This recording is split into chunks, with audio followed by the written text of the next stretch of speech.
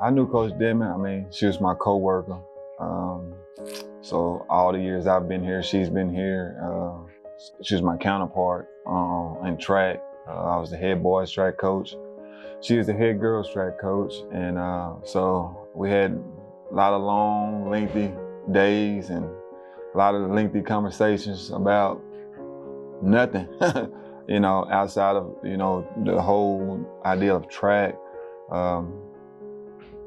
But outside of all of that, she was my friend, so she was a real good friend of mine. So it was many nights or many early mornings of us just talking and laughing and just having a great time. So I've known her since the beginning of the year, but since she coached my mom and I've officially known her since the beginning of the year, but since she coached my mom and my sister, I've heard of things and I've seen her before. How long have I known Coach Denman? I've known her for quite a while. We started together at the old high school, and back in the early to mid 90s. We were both coaching volleyball and basketball together at the same time under Coach Jacinto at the time. One of the funniest moments, I can't really think of one because it was so many. Every day we ate lunch together. I come in here and we laugh and we joke and we talk about each other, back and forth.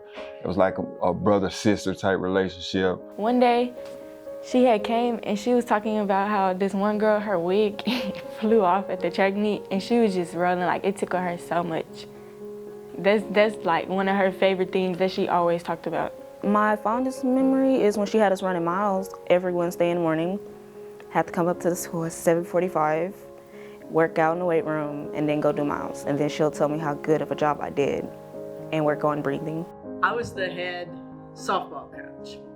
Well, Coach Denman was the cross-country coach at the time, and we'd been coaching volleyball, basketball together, and so we'd shared a lot of conversations about coaching and private life and things like that, because we all became friends. That was our circle. That's who we ran around. And so she came to me one day. She said, "Hey, by the way, you're going to be coaching cross-country with me." And I said, "I'm going to be what?" She said, "Cross-country." I said, "Coach Denman, I can't run a lick." And she said, "Well, we're going to have to figure out something, because we have to follow these kids through the neighborhood. We don't just sit there and send them out and bring them back, because they're freshmen, sophomores, juniors, and seniors, and we don't know where they're going to go." So Miss Meek at the time was the athletic trainer here, and she said, "You know what? I'm going to go with y'all, because I need to start working out." And I looked at Alice at that time, and I looked at Coach Denman, and I said, "This fat rear can't run. I promise you, I cannot run." I said, "I tell you what I'm going to do. I'm going to bring my bicycle with me and leave it here at school." And she said, "You're what?" I said, "I'm going to bring the bicycle to school." So with that being said, there's Coach Denman in her vehicle driving around behind him, because we couldn't all drive vehicles. You couldn't stay behind him at the time. And Miss Meek brought her bicycle. So every day we got a big workout in riding our bikes. So I didn't have to work out. And Coach Denman said, "That actually works better for us, because you can cut in between houses and stuff and catch the kids that try to go off the other direction." So a moment that I can think of that really embodies who Coach Denman is a moment that took place some time ago when my younger sister was running track here at university, and they were getting ready to run at the state qualifying meet. And my sister and her teammates, they were truly nervous, because university had never been at this point before, trying to run at a state qualifying meet and actually competing with large major schools.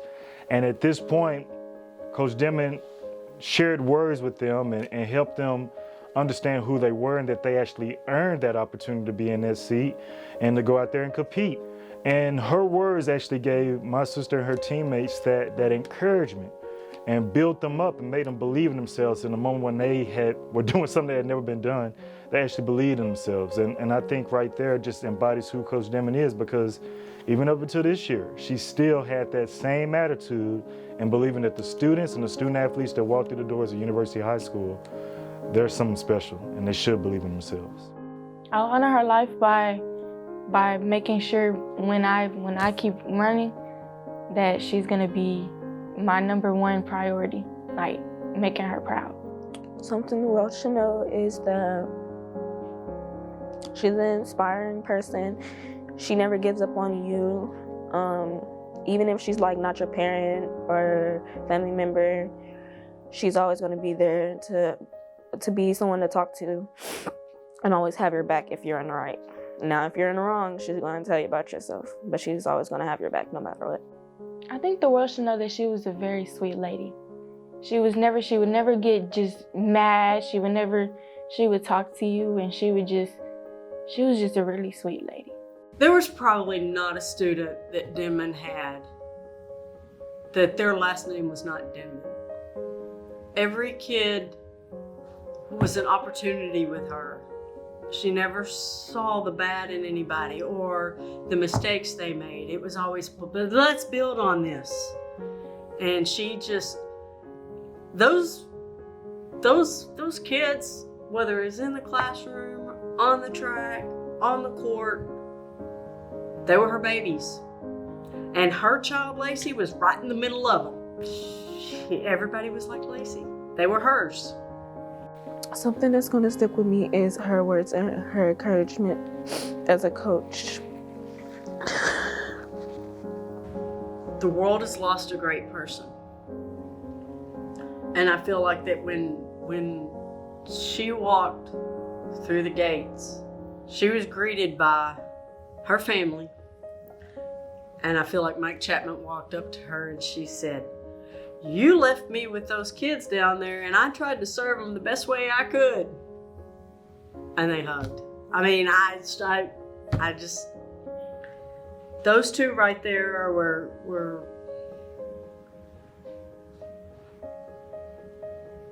close to people's hearts, and it hurt. And watching that smile and just knowing that it's gonna be a while before I see it again. I would honor her life and memory. Getting this track meet renamed after her, I think is a great honor. In the emphasis stages of this track meet, we were doing a lot of leg work, and we were calling teams, and we were trying to pick a date. And I mean, it was a lot of behind the scenes work going on.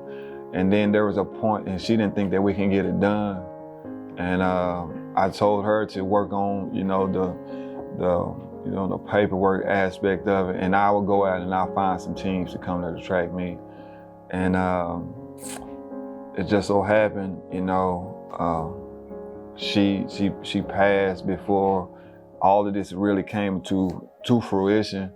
But I didn't stop the work, so I kept working and reaching out to teams, and I had to take on the other side of it, the side that she was working on as well. But had a lot of coaches that stood in the gap and helped out, and I would just continue on to be passionate about the things that I'm doing, as I know that she will be passionate as well.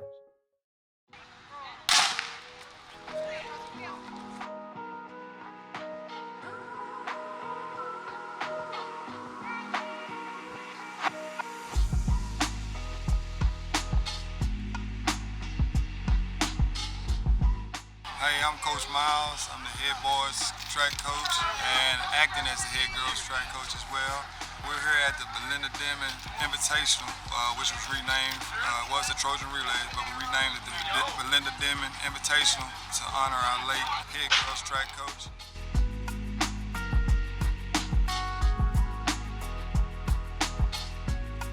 Right now, we're out here competing against some teams from the Metroplex. We got teams from down south, Austin area. We also have teams from Bryan as well. So, good mix of teams.